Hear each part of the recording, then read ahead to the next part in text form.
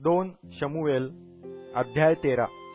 यानंतर असे झाले की दाविदाचा पुत्र अबशालोम याची एक सुंदर बहीण होती, तिचे नाव तामार।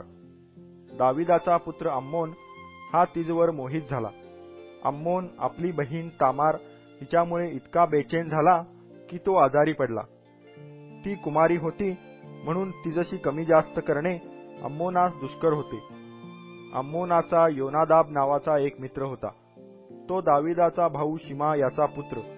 तो मोठा चतुर होता। अम्नोनास म्हणाला, राजकुमारा, तू दिवसानुदिवस असा क्षीण का होत चालला आहेस?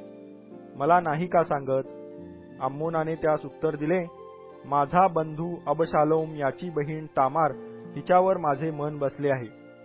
योनादाब त्यास म्हणाला, तू आपल्या पलंगावर निजून आजाऱ्याचे मिश कर व तुझा बाप तुझा समाचार घेण्यास आला म्हणजे तू त्यास सांग, कसेही करून माझी बहीण तामार हिने येऊन मला अन्न चारावे।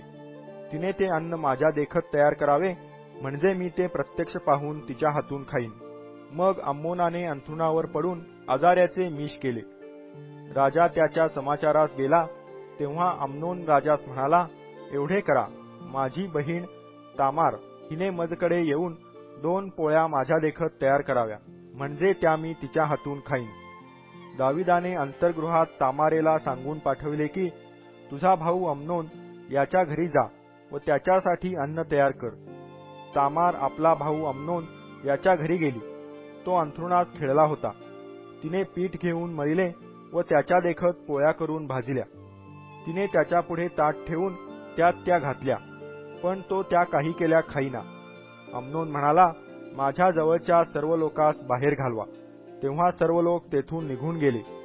मग अम्नोन तामारेस म्हणाला, जेवण माझ्या खोलीत घेऊन ये म्हणजे मी तुझ्या हातून खाईन। त्यावरून तामार आपण केलेल्या पोळ्या आपला भाऊ अम्नोन याच्याकडे खोलीत घेऊन गेली। त्या पोळ्या त्याने खाव्या म्हणून त्याचपाशी ती घेऊन गेली। तेव्हा त्याने तिला धरून म्हटले, माझ्या भगिनी, येऊन माझ्यापाशी निज। ती म्हणाली, माझ्या बंधो, छे, माझ्यावर बलात्कार करू नको। इस्रायलात असले कर्म करू नये, असे दुष्कृत्य करू नको। माझी बेअब्रू झाल्यास ती मी कोठे लपवू व तुझी तर इस्रायलातल्या मूर्खात गणना होईल। यास्तव राजाशी बोलणे लाव, म्हणजे तो मला तुला देण्याचे नाही म्हणणार नाही। पण तो काही केल्या तिचे ऐकेना व तो तिच्यापेक्षा बळकट असल्यामुळे त्याने तिजवर बलात्कार करून तिला भ्रष्ट केले।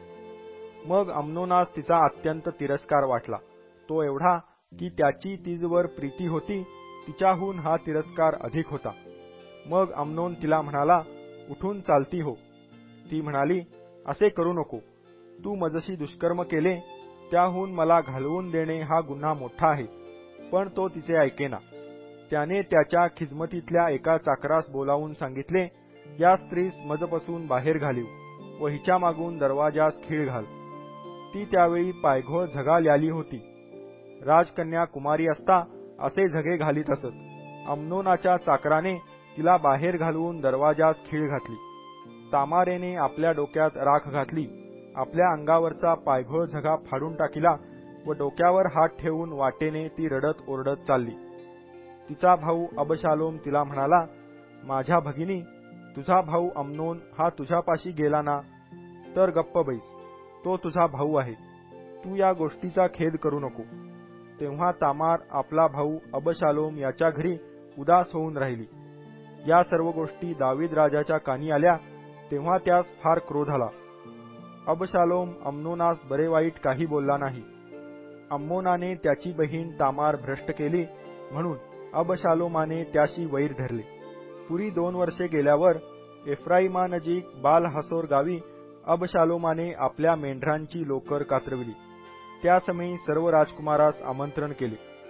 तो राजापाशी जाऊन म्हणाला, माझी अशी विनंती आहे की आपल्या सेवकाच्या मेंढ्यांच्या लोकरीची कातरणी आहे म्हणून राजाने आपले चाकर घेऊन ह्या सेवकाबरोबर यावे।